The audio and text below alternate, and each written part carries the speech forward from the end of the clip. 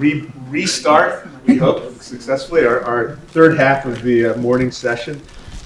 Claus Ernst, who's been a friend for many years, is going to talk about joint work with another friend who we've put out a commission by making him a department head, right?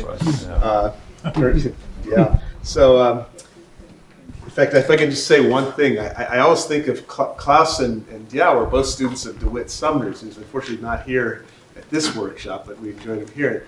When I first met the two of them, I didn't realize they were two different people. I thought it was a guy named Diao Ernst or Ernst Diao, but they are two different people. So Claus is going to talk about topological and geometric properties of tightly confined random polygons. Thanks, Rob. It's a pleasure to be here, and I want to thank the organizers. It's my first time in Cambridge, and it's a marvelous place. Since I didn't quite know what kind of audience I was going to have, I will make this very simple and give sort of a little bit introduction to random walks. Now, the random walks I'm considering, the random polygons, are all equilateral of unit lengths. And the problem I'm considering is random walks in a confinement sphere. And for technical reasons, all my random walks are going to be rooted at the origin. And so this is a rough outline of what I want to talk about. And the motivation of this comes from a bacteriophage where DNA is injected into the capsid, and under certain circumstances with some mutant DNA we can extract knots out of this. And so what I want to talk about is random packings of equilateral polygons in capsids. So we model this with free jointed unit length equilateral polygons. And our approach is a little different than the usual approach in the sense that we want to base everything on explicit probability density functions. And this allows us to control bias, and it also allows us to have a more effective generation process than the standard algorithms. I mean, you have heard Jason talk this morning, and their algorithms, of course, faster, but it's not doing equilateral things, and then we have the added condition of confinement. So to get started, I wanted to just lay out real basic things about a random walk. And so if you were going to consider a random walk for a begin, think about you're sort of walking like a drunk. At any point of time, you make a decision which is a random direction, and then you just walk a unit step. And this has been worked out a long time ago. So our algorithm is basically based on the idea of how far away you are from the origin. And so I just want to illustrate this. So suppose you have made the first step. You have no choice. After one step, you're 1 unit away from the origin. And then you are going to pick, by whatever means, that random number, 1.795. And what you see here is that on this, so you're at this point, and there's a circle of radius, a sphere of radius 1, which is a green one. And in this distance, on that sphere, there's precisely a circle. And so on this circle, you simply pick a point with equal probability. And then you choose a second random number, there it is. And you again, from where you are, you draw a unit ball. That unit ball, the part of it which sticks in confinement, basically there's a unique circle. And on that circle, you somehow pick a point. And so you continue doing this and assemble a random polygon. So the key of doing this successfully is how we're going to pick these random numbers. Okay, and so I will line that out starting with a random walk. So the difficulty of our procedure is going to have a function which, if you are distance r from the origin, you want to pick the next step where you're going to go. And once you have picked that next step, that defines a circle, as we just saw. And on that circle, you choose a point with a random probability. What's the second sphere? So if I go back, and if you just consider this picture here, so the big sphere is the confinement sphere. And if you're currently right here, then you have a unit sphere around that. And if you then fix a distance on that unit sphere, there's a circle. And on that circle, you go to whatever point you choose. Does that answer the question, John? So your step is a unit distance? It's a rectangular random walk. Each edge has length 1. Distance there is angle. This is the distance to the origin. Okay, so suppose you're at distance 2.5 away from the origin, and then somehow you would know that after the next step, you're going to be distance 2.55 away from the origin. Then you have exactly a circle of points to choose from, and on that circle you choose a point with uniform probability. Okay? So, the trick of this generation process is to decide what are the proper probability density functions to choose. And that's not so clear as I will show. So it may be, should be governed by what should be realistic for a physical model. And then, can these functions actually be computed? So, going back to the random walk, this is an old result of Rayleigh, but this actually tells you what the probability density function for a random walk is. No confinement, no force to go back. And it's basically this integral, and this integral, as formidable as it may look on a first glance, is actually computable. But this is not enough, because you now have to think about if you are not away from the origin and you're going to make the next step, how does the probability density function look like? And for a random walk, it's fairly simple. It just looks like that. This quantity r is increasing, which sort of tells you that wherever you are, you sort of tend to go just a little bit further away. And once you're very far away, this effect of going further away diminishes. Now, using this function, you can come up with a function which tells you what the conditional probability density function is if you are knowing that you have to return where you started with. And so if you are at distance rk plus 1, the next distance is governed by this conditional probability density function, where this function g is a normalized function f, and this function f is the function we saw here on this slide. So this is a complicated function, but it can be evaluated. On this next slide, I want to just illustrate how long it takes in a random polygon for the polygon to forget that it is a polygon and behave like a random walk. So in this example, suppose you are 1.5 units away from the origin, and you have 3 steps left to go, 10 steps left to go, 50 steps left to go, and here 100 steps left to go. Basically, what you see here, the line, that would be simply the probability density function for a random walk, and the blue is the probability density function for a polygon under the condition that you now have to go back. And you can see, even if you're very close to the origin, even after 100 steps left to go, you can still tell there's a difference. It's a small difference, but there's still a difference. So to sum it up, if we forget confinement, we can generate a random polygon using probability density functions where the key function is given by this, where you have a complicated integral to evaluate. Now, this is a classic integral, and actually there is a closed form for it in terms of a summation. There it is. What you need to do is, in order to select the next point, you need to compute the inverse of this function. This is a polynomial in R of a very high degree, and the inverse is numerically computable if you have a computer system which is capable of the precision which is required, because the coefficients are very large. But this can be handled. And so this is the theory for random polygons without confinement. Now we're adding the complication of confinement. And so I want to consider 2 scenarios. The first one, let's start here with model 2. So the traditional way of generating these things has been as follows. You sort of have an algorithm which gives you a random polygon. Then you check, does it fit in confinement? If it does fit, you keep it. If it doesn't, then you throw it away and start over. And that, of course, is bad, because once you have a tightly confining sphere, then almost every polygon you generate, you would have to throw away. And so this is what I call the absorbent boundary, which means you sort of walk around. When you hit the boundary, you throw it away and start over. Now, is that actually a realistic model for a physical polymer? And it seems sort of doubtful. Why? Because if you would just think about, you take a rod and insert it in a sphere, then the rod wouldn't know that the boundary is there till it actually hits it. And then it starts bending according to the boundary.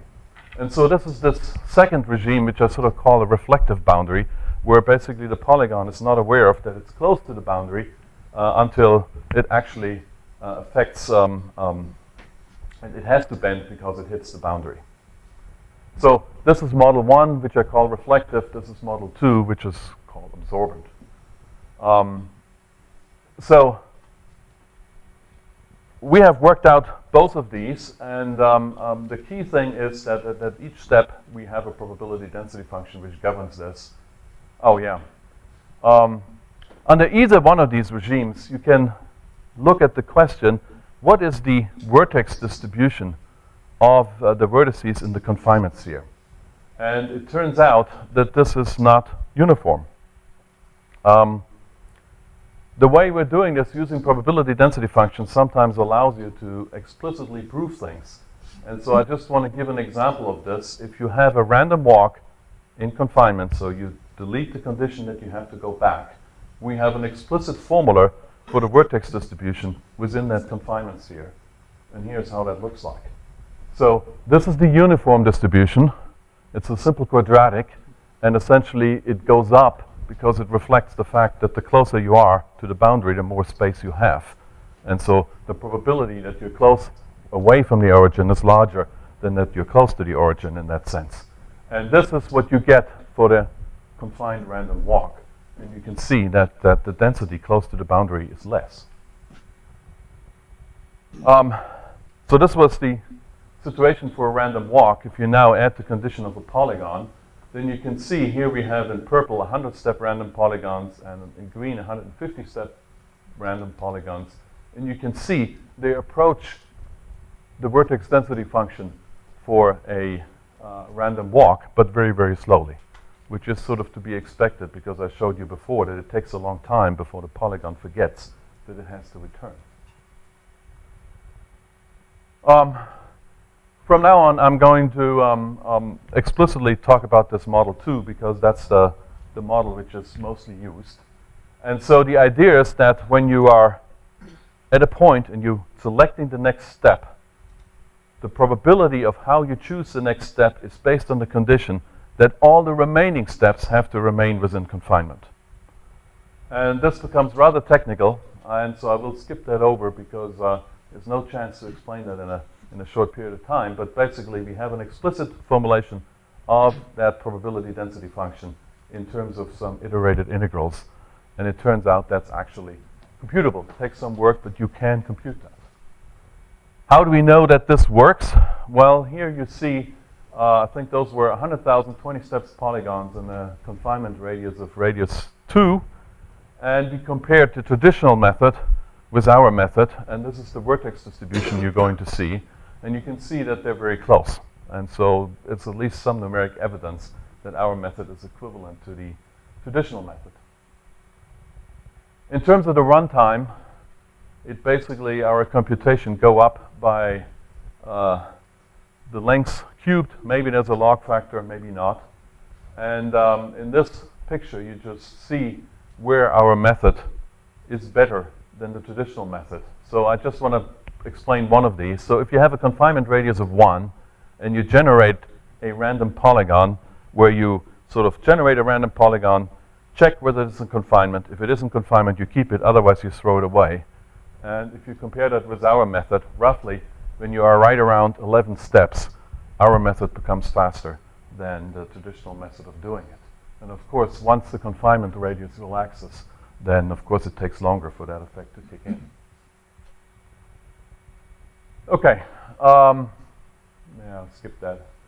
So now let's talk about some results. So this is work ongoing, and basically what we're trying to do is compute a whole bunch of polygons. On all the next slides, whatever you see on the x-axis, this is the radius of confinement. And so it starts here at 1. We have to have 1 because we start at the origin, and the first step brings us right to radius 1. So we can't do anything less than radius 1. And here the radius becomes larger. Each of these steps is based on a sample of 10,000 polygons. And so what this shows you is how unknots, what's the frequency of unknots? So the top line is length 10, length 20, length 30, length 40, length 50. And so what you see there, basically, if you have a length 50 polygon, there are virtually no unknots. If you have length 10, there are some knots, but mostly unknots, and then very quickly you have basically exclusively unknots. What's the edge length of the polygon? So this is 10, 20, 30, 40, 50. Oh, sorry, but they're each one is length 1 or something? Yes, it's equilateral length 1, and the confinement here is 1. And so All of radius 1.5 or something. So these guys. so this is radius 1, 1.5, 2, 2.5, and so forth and so forth. Okay? This is sort of the picture for the trefoil. And so again, what you have to think about, this is now 10. This is the number of trefoil knots. This is 20, 30, 40, 50. And so what you see here, for example, again, that if you look at the 50-step polygons, there are virtually no trefoils. All the things are much more complicated than trefoils. So whenever you see such a curve, and then you see it going up, that means, like this is 30, that there are 1,000 trefoils in radius 1, but most of the things are going to be much more complicated than trefoils because it keeps on going up. This is when you look at knots with 16 crossings. And so what you see here, if you have 50 steps random polygons of radius 1, then we have 100 16 crossing knots. Now, what you see here, this goes up, which tells you that almost all the things you generate are much more complicated than 100, than 16 crossings. Okay? And the 10, 20, 30, you basically, the 10, 20 you see nothing because there's nothing that complicated. Now the next slide may be even more confusing because this sort of shows you a whole knot spectrum. So what do we have here? These are 40-step polygons, and sort of I traced out what happens to the 6, 8, 10, 12, 14, and 16 crossings. So in order to sort of make sense of that, well, you have to sort of think about the tail end. So the bottom curve are the 16 crossing guys, and so it sort of terminates here. And then the next curve are the 14 crossing guys, and it sort of terminates here. And so what you basically see is there's a tremendous amount of knotting. We have knots of all types, okay? And this is still work computation in progress, and so we will give a better analysis of the various knot types eventually. This is a small sample. These are just 20 steps, radius 1. And all what I wanted to point out that this kind of spectrum is sort of what people have seen before. So this is 4-1, 5-1. 5-2 is less likely than 5-2. 6-1, 6-2, 6-3. This order has been observed before. Okay. We also want to track geometric quantities like curvature, torsion, ACN, rise. And I'll just show you a couple slides. And this is, again, computation which is ongoing. So this is a larger sample. Here we have 10, 20, 30, 40, 50, 60, 70, 80, and 90. You can see there's some dots missing, so this is incomplete. But what you can very clearly see that the ACN becomes enormous once you approach radius 1. It's very, very large. This is the total curvature, which was discussed before. So I want to change this slide into another one. So it was already mentioned earlier that Grossberg has a formula that for equilateral random polygons, the expected curvature value should be pi over 2 times n plus 3 pi over 8. So now you can ask the question, what is the excess curvature we have due to knotting, and what is the excess curvature due to confinement? So this data is entirely based on trefoil knots. And so if I now subtract that out and divide it by n, then what this slide is showing me, the excess curvature per turn of trefoil knots in confinement. And so you can see that this is the 10-step polygons. That's kind of noisy because in the 10-step polygons there are not too many trefoils, and so there's not enough data. But the interpretation is sort of like this. There's some excess curvature in trefoil knots due to the fact that it's knotted. And that's why it sort of sticks out there. But for all the other one, this effect is sort of drowned out by confinement. Okay? And so curvature goes up, and it goes up steeply if things are confined. This is the same picture for torsion. And Crossberg has a similar formula for the expected torsion. And if I sort of convert it by subtracting that out, dividing by n, this is sort of the torsion per turn. And what you can see here is that confinement suppresses torsion. And for the trefoil knot, essentially, my interpretation of this data is that it's too short. The confinement plays very little role. The knotting alone is enough to depress the torsion. Question was asked at lunch from somebody that do these two effects cancel each other out? And so not quite.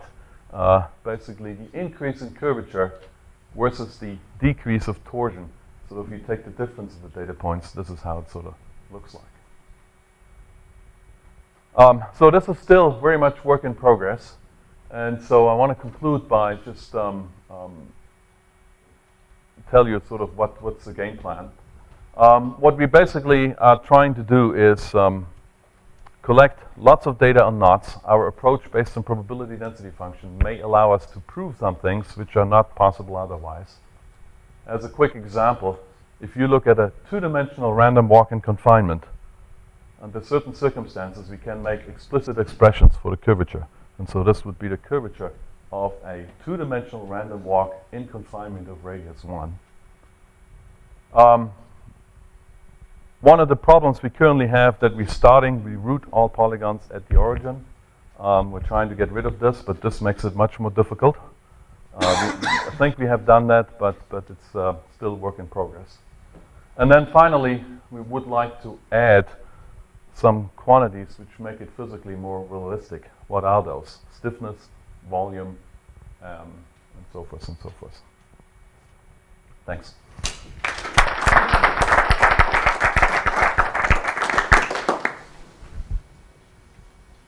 So if you go back one slide, isn't it easier to think of keeping confining spheres around the origin and just starting at a different point?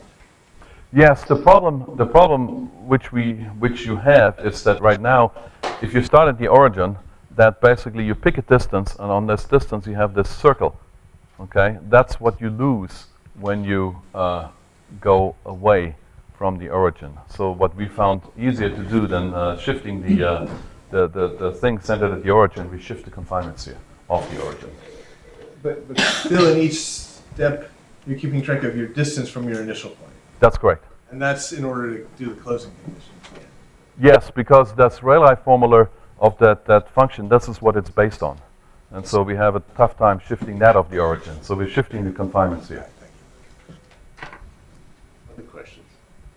I have a really quick one. So anisotropic confinement. I mean, obviously, viral capsids are a little bit, but how about extreme anisotropic, like just confined in a long cylinder or a infinite cylinder?